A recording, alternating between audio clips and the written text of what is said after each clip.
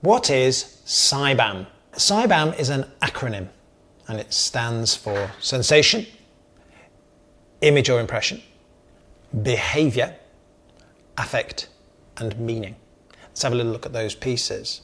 Sensation, a sensation experienced normally in the body, but there's also somehow an energetic experience in that. Sometimes it's like I feel like actually I've kind of disconnected from the room and I feel smaller perhaps, and yeah, or I'm feeling a little bit zoned out, I'm feeling a little bit foggy in my head, I'm feeling some. These can be experiences that may not actually necessarily be a felt sense entirely in the body, but often they are. Image or impression. Now, that could be a visual thing. It could also be any of the senses. It could be a sound, a smell, a taste, yeah, any of the senses that we have. Behaviour is physiological responses. That could be body language, or it could be any physiological response. For example, a tear, a flushing of the face, an increase in heart rate, yeah, a tightening of the shoulder. Affect is emotion, and meaning is meaning and what the cognitive process and mind tends to imply or think and believe about something. Every experience that we have can be seen as being made up of those 5 elements, and I've tested this and I think it's true. And so, for example, let's make something up here. You suddenly see a car approaching you quite fast, and you may hear a sound, yeah, and you may see it, yeah, or you might hear the car sounding its horn. So you've got vision and sound, yeah, in your impression. The sensation is that you probably feel some sense of fright. You may have that rising charge, you might feel a sense of freeze, you might feel that you need to suddenly run, your heart rate may go up, you may gasp a breath. Yeah, there are physiological responses, and there'll be sensations that you associate with that, and the emotion may be one of fear or shock or both, and the meaning is I'm in danger, I need to get out of here very fast, oh gosh, am I about to be hit?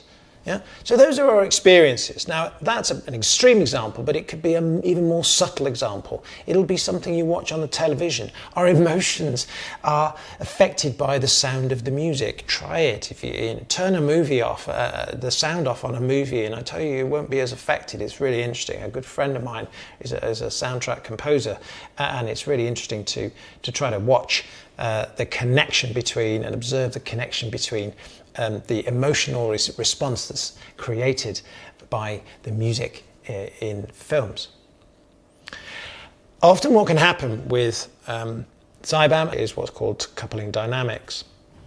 Overcoupling, a classic example of overcoupling is I hear a sound, I hear a car backfire, and within about 100 milliseconds, perhaps, if that's a traumatized PTSD war soldier, he is having flashbacks.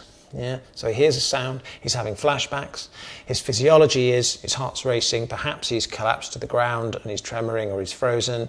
Yeah, his sensations will be any number of shocking sensations, he may even be wetting himself, his emotion is extreme fear and the meaning is I'm about to die. Now that's a massive overcoupling example, yeah, of a sound. You're actually in Wokingham and you're perfectly safe, but the sound is coupled because it was once too much, and that's the trauma. And so it just goes rinse, repeat, rinse, repeat, rinse, repeat. That can be smells. I work with sexual assault quite a lot, as many people know. And sometimes the smell of the person that's attacked them is very, very evocative and causes responses in their body. Another approach is that the body can undercouple. So one thing, if that charge of this experience is too much, one thing you could do is, what if we just scattered and disconnected and dissociated and split those pieces of the S.I.B.A.M and sent them to the 4 corners of the earth? Well, that way, you're only in contact with one part of it at a time, and it's easier for us to deal with. But the problem with that is, if you don't have all the pieces of the jigsaw, you can't resolve the story. Let's put it simply like that. But you can't suddenly bring them all together because then if once upon a time was too much, then it's going to be too much again. And so the skill of a good trauma therapist is being able to bring that together in a very particular way so that your body has the capacity and the ability to this time process it. And that which was once too much, aka trauma, is now something that the body finally gets an opportunity to resolve. It gets more complex in that we can have combinations of overcoupling and undercoupling. Sometimes you get both, and it gets even more complex that you can end up with multiple trauma events and overcoupling of certain aspects of that S.I.B.A.M with and that trauma, and then they bounce off one another. And this is often in the realm of CPTSD and complex post-traumatic stress disorder.